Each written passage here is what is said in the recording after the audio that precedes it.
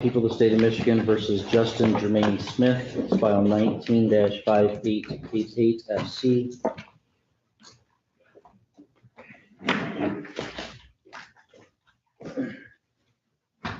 We have Mr. Jermaine Smith present with us in the courtroom, along with his attorney, Mr. Gilbert, and the prosecuting attorney, Ms. Goodrich. Department of Corrections Agent Dudek is appearing on Zoom video, and we are providing public access online. And Ms. Goodrich, I do see NMCAC in the waiting room. I believe that would be a witness for we continued this for an evidentiary hearing on a guideline score. And I was advised by counsel before coming on the record that objection is going to be withdrawn. Is that correct? It is, Your Honor. I talked with my client. And we wish to withdraw the objection. It should be noted that my addition abilities and my former life as a CPA did not pay off last week. I added incorrectly. So we don't, the objection does not affect the scoring. The scoring is correct. And even if we were to gain those points, we don't change in the grid. With that being said, my client is withdrawing his objection. Okay.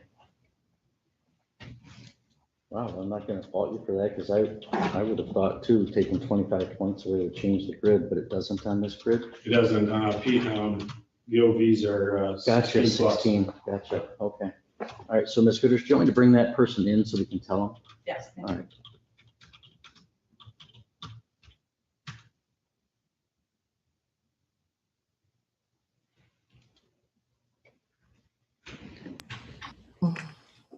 Good afternoon. I apologize for the delay. And can you hear me? Yes. Okay. And I was just informed by the attorneys that the matter that was requiring your testimony no longer requires your testimony. Okay. All right. So I'm sorry. I'm not sure that, well, I'll apologize for the delay, but not for telling you not to testify, because you probably don't feel too badly about that. Okay, No, but not a thank problem you, at all. and, okay, you have a good day. All right, thank you. All right, so we're here for sentencing then. Let's go ahead and start afresh then. Mr. Jermaine Smith, we're here for sentencing on a charge of criminal sexual conduct in the 4th degree. That is a high court misdemeanor, punishable by up to 2 years in the state prison. Have you had a chance to review the pre-sentence report and recommendations with Mr. Gilbert? Yes, I have, Your Honor. All right, Mr. Gilbert, do you have any additions or corrections to the factual information contained in that report? We do not, Your Honor. Ms. Goodrich? No, Your Honor. The advisory guidelines are scored at 0 to 9 months. Mr. Gilbert, do you have any objection to the scoring of the guidelines? I do not. Ms. Goodrich? No, Your Honor. All right, and Mr. Gilbert, anything you'd like to say on behalf of your client? Your Honor, my client stands before you remorseful for his actions. He understands that he has done damage to another individual, even though the child is young, that this could emotionally scar the child. And as I said, he stands before you remorseful today. We'd ask the court to place a sentence within the guideline range. I will point out he has no prior criminal history. This is the first offense for him. They would ask the court to take that into consideration and score him within the sentence and within that guideline range. Thank you, Your Honor. All right, thank you. Mr. Jermaine Smith, is there anything that you wish to say, sir? I made a terrible mistake. I made a mistake. Well, Mr. Jermaine Smith, you'll have to forgive me here for a minute, but I'm a little confused because at your plea taking, you told me on the record, I went and watched it again so I could know exactly what you said. This is a direct quotation from your plea taking. I pulled her, speaking of your 4-year-old niece, I pulled her onto my lap while I was sitting on the couch watching TV, and I removed her diaper, and I touched her vagina, but I did not penetrate. That was your statement under oath to this court. And then I read in the pre-sentence report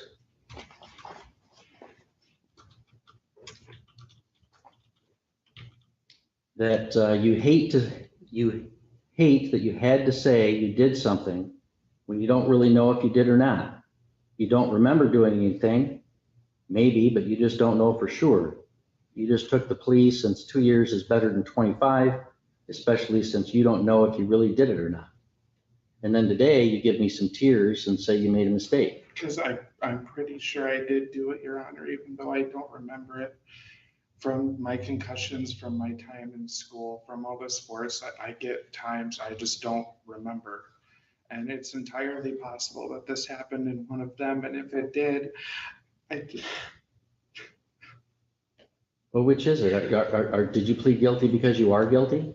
I believe I am. I believe I did it, but I don't know 100% for sure. I believe I did. Why did you give me such a detailed statement at your plea taking? I just said what the police report said. I mean, that sounds like somebody that's remembering some details. You talked about where you were seated, what you were doing, what you were watching. That doesn't sound like somebody who doesn't remember, Mr. Jermaine Smith. I just said what the police report said because I knew that would be accepted, but I honestly do not remember doing anything. And if I did do something, I do deserve to sit those 2 years, but I don't remember doing anything. Well, so what am I to do with this? I mean, you're telling me today you don't remember doing anything. You think maybe you did it. I mean, do you want to have your trial? No, It's not my practice to take pleas from people who can't tell me that they did it. I mean, I'll take the guilt. I'll say I did it. I believe I did it. I'm sure I did it. She wouldn't just be saying this if I didn't. So now you're telling me you're sure you did it. I'm sure I did it. I 100% believe I did it, even though I don't remember it. She wouldn't just be saying this. I know her. She wouldn't have just said this if nothing happened. You're not going to jail today. You're going to go to prison today. I know. All right, Ms. Goodrich, anything from the people? Yes, Your Honor, the victim's mother, Andrea Martin, wishes to speak. Okay, Ms. Martin, you go ahead and sit down, Mr. Jermaine Smith. Ms. Martin, you want to come up to the podium?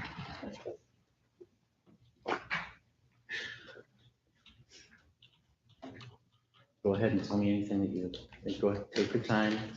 Okay.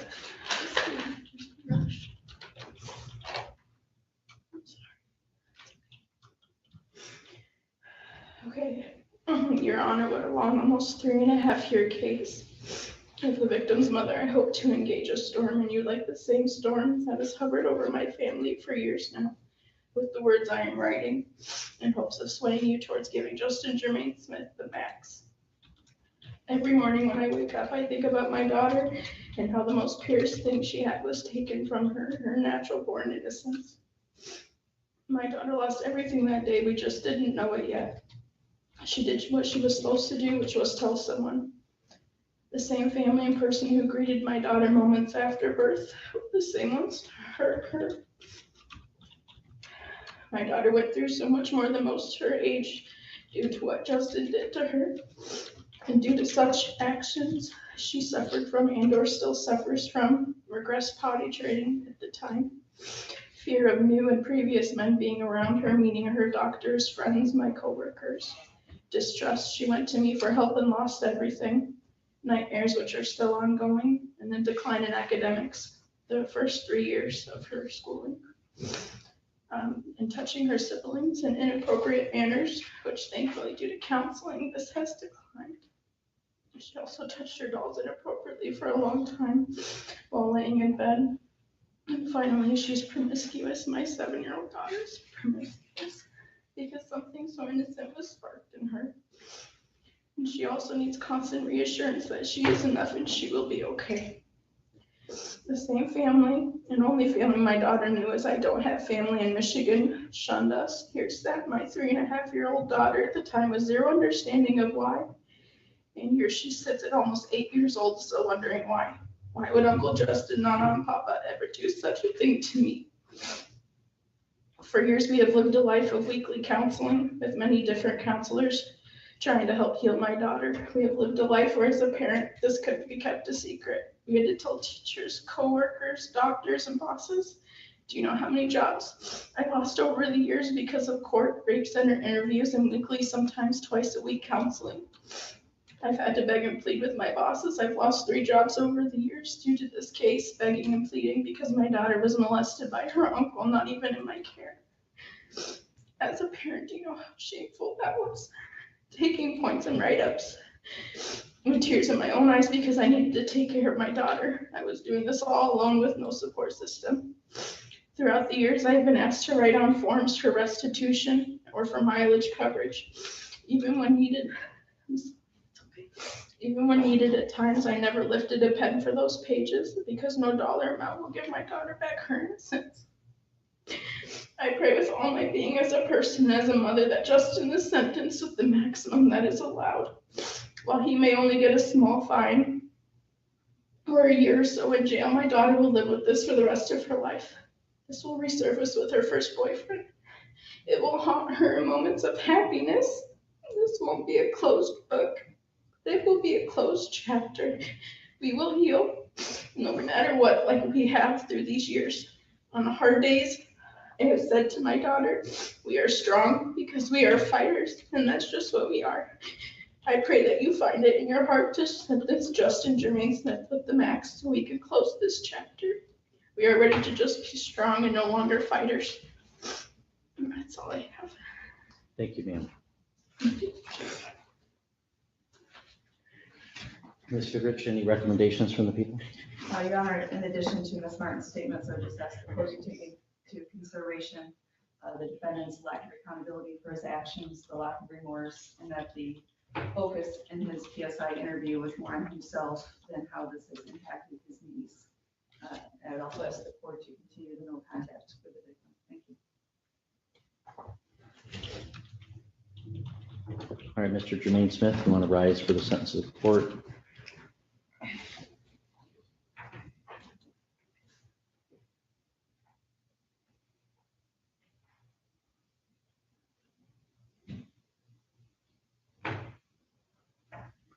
Guess I just want to confirm for this record then, Ms. Goodrich, do you believe there's a sufficient factual basis to support this plea?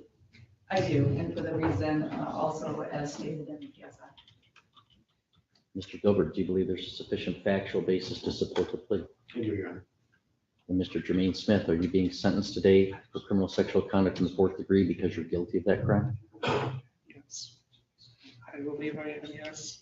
All right. Well, Mr. Jermaine Smith, that crime carries with it a maximum penalty of 2 years in prison. This court doesn't choose the charges. It doesn't choose the plea bargain. It's no surprise to defense counsel and the prosecutor that I think it's a terrible outcome.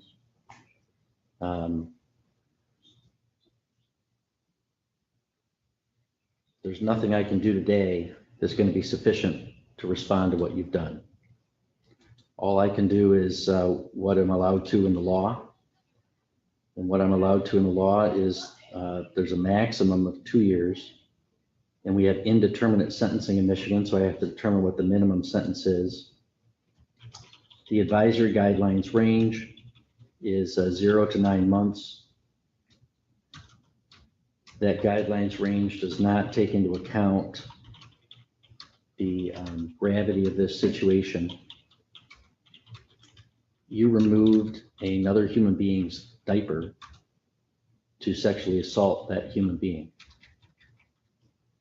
You did engage in sexual penetration with that child, which would require a mandatory minimum in prison of 25 years. That's what you deserve today.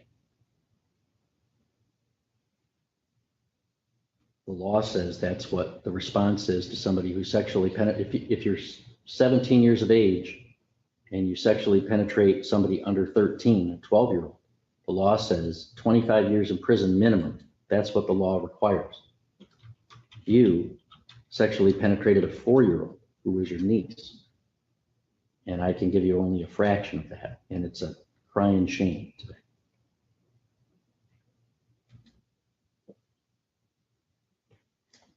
But I can't follow those guidelines. They don't even come close to touching the severity of what you've done. The law says that in determining the minimum, I can only set it at 2/3 of the maximum Otherwise, we don't have indeterminate sentencing. The parole board has no area of jurisdiction. So the very most that I can sentence you to by law from the plea-based outcome that's been handed to me is 16 months in the state prison. I can only give that if I find that your case is among the worst CSC fourth cases. I find that it is. CSC fourth is sexual contact without consent. This was, you engaged in sexual contact and penetration with a 4-year-old who was your niece. And you're still hedging on whether to take responsibility for it. You tell me under oath what you did in detail. Then when you're in front of the pre-sentence investigator, you try to hedge your bets and say you're not sure you did it. Then you come here today and give me crocodile tears and for sympathy or something, I don't know. And then you're telling me, yeah, you're sure you did it. I'm sure you did it. But you have taken no responsibility for it, no real responsibility for it. You have no real remorse for it. You've never shown any in this case, not even today. Nobody's fooled by those tears, Mr. Jermaine Smith. So I do believe you are among the very worst of criminal sexual conduct fourth degree offenders that I have ever encountered in my 20 years of practice. So I will do the maximum that the law allows me to do. So I will commit you to the Michigan Department of Corrections for a term of not less than 16 months, nor more than 24 months. You'll have credit for, let's see, it's 52 days plus from last Tuesday to now is what, another 7 days, Agent Duday? That's correct, Your Honor. All right, so you'll have credit for 59 days previously served. There's mandatory state costs of $68, crime victims assessment of $130, DNA fee of $60, court costs of $350. And just so that I can do every last drop of what I can do, I am going to assess a fine. The maximum fine is $500. I'm going to assess that fine. This is a departure from the guidelines, and I have explained both the basis for the departure and the extent thereof. So that's the sentence of the court. And Mr. Jermaine Smith, you are able, if you wish, to file an application for leave to appeal to the Michigan Court of Appeals to challenge your conviction or my sentence. If you can't afford an attorney, we would appoint one for you at public expense, but you would have to make that request within 42 days of today's date. Or if you knew that's what you wanted to do, we'd give you a chance to fill it out even here in the courtroom. One copy of those appeal rights is for you to fill out or for you to initial so that we know that you have it. And the other one is for you to fill out if you wish to appeal. Do you have any questions about that, sir? All right. One copy of those appeal rights is for you to fill out, for you to initial, so that we know that you have it. And the other one is for you to fill out if you wish to deal. Do you have any questions about that service? All right.